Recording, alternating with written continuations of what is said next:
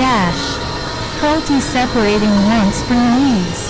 Are there areas or relationships where the drive to get what you desire overshadows any other concept? Dash. Orations. Has this changed since you began or continue in recovery? Are there parts of your life where you are driven to continue unpleased? Dash. And experiences because you think you must or need to. How is karma, the law of cause and effect, showing up right now? Where in your life are you dealing with the effects or aftermath of action you took in the past, both positive and negative? Rising tension. Rising tension describes the attitude or approach we take to dash toward ourselves and the world. We can choose non-harming by avoiding actions that have harmful results, detaching from the cravings that seem overwhelming in the moment, and developing a kind and compassionate stance toward ourselves and the world. Rising tension leads us to stop doing things based on confusion, ill will, hatred, violence, and selfish dash-ness. It impacts all our relationships with ourselves, other people, our community, and the world as a whole. Rising tension is deciding to act in ways that produce good dash and to avoid actions that produce bad karma. We start by looking at the kinds of thoughts that cause us to act in wise or unwise ways. If our thoughts are based on confusion, fear, and greed, then our actions will bring bad results and create harm. If our thoughts are based on generos, compassion, and avoiding clinging, then our actions will bring good results.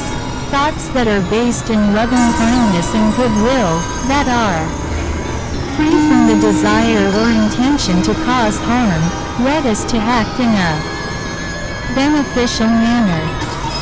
There may be times when we don't necessarily want to act in a beneficial manner. We may know the right thing to do, but just don't want to do it. It's in these moments we can focus on our intention. We aren't ready to do the difficult thing, to quit a certain behavior, to set a boundary, or forgive someone for whom we hold a resentment. But we can set the intention to do so, and investigate our willingness in meditation by repeating statements like, may I have the willingness to forgive, may I have the willingness to quit smoking or skip that piece of cake, or stay off the internet tonight, etc.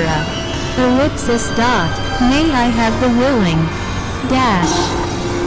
to make amends to my partner. The first choice we can make in wise intention is that of generosity. Generosity teaches us how to let go of our self-centeredness, to let go of clinging to ideas of mine and me. Selfishness, or self-centeredness, is one of the ways we justify and cling to our addictive behaviors. Generosity comes from the awareness that we're holding on too tightly to our selfishness. The karmic result of looking at the world only through the lens of me and mine and what I want leads to loneliness,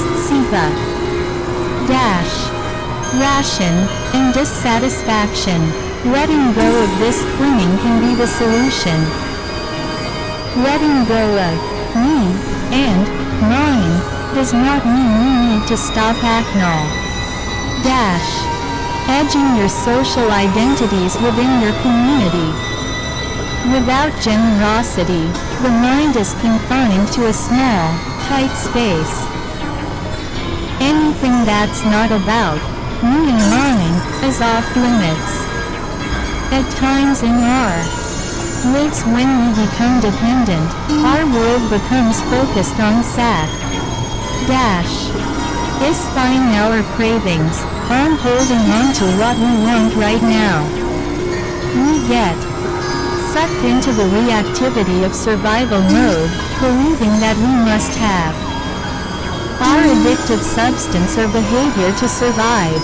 Our needs for relief or pleasure consume us, and we become blind to the needs of those around us.